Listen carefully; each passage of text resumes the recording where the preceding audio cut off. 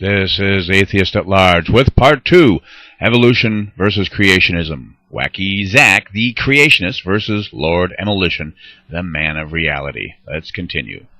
You have nowhere to go. You haven't seen a starbirth. All of your evolutions, the only evolution I could give you is microevolution. Sure, you can see a dog, you can see a Great Dane turn into Chihuahua. It's the same species. It's the same kind. What are you suggesting? There has not been one witness of a cow, a farmer, a cow giving birth to anything else, but a cow. If it's observable, if it's science, why can't we observe any type of macroevolution? We have microevolution, I'll give you that. Any other type of evolution, I'm going to throw straight into the idea of religion, because that's what it is. It's a faith and belief in something that we can't observe or witness. How simple does it get besides that? If you can't witness it, if we can't recreate it, if we can't observe it, if we haven't created a non-living organism to a real organism, how is that logical? How could you say I'm illogical for believing that I believe we were created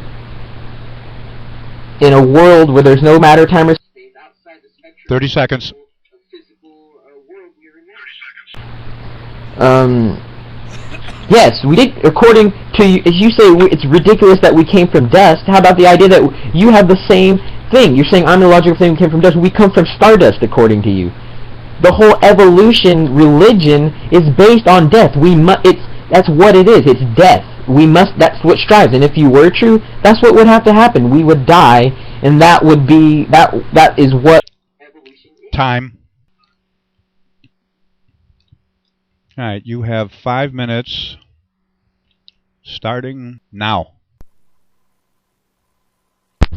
Okay, the first point that I'm going to make towards you is that your understanding of evolution is seriously confused.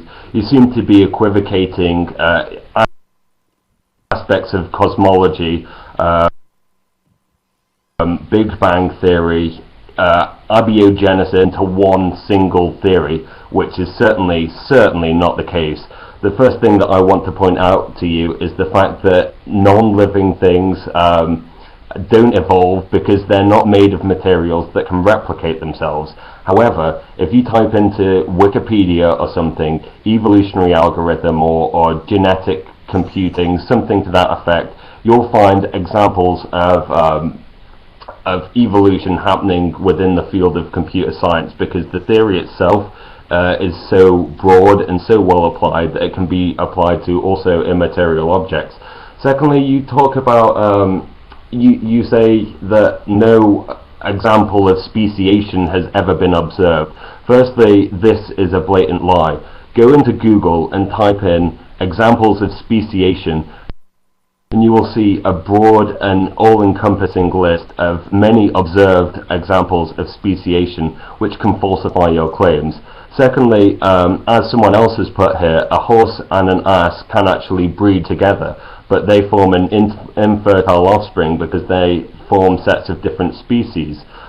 There's so many ways to demonstrate that your young Earth creationism is wrong.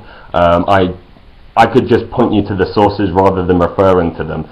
Type in Potholer into YouTube, and he has a whole series on why this particular young Earth flood creationism is wrong. It doesn't match the data which we have observed.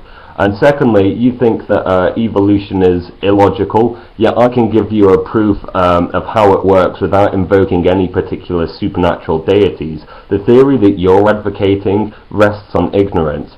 It rests on a lack of alternate explanation. And while indeed I might agree that we haven't been able to directly observe certain consequences of evolution, we can make an inference to the best explanation using Occam's razor, which would demonstrate that the simplest explanation is usually the best, and show how it's the case. If you believe in microevolution, I don't understand how you can think it's possible to walk 50 meters without walking a mile, because microevolution is just a continuation of macroevolution is just a continuation of this microevolution which you're talking about.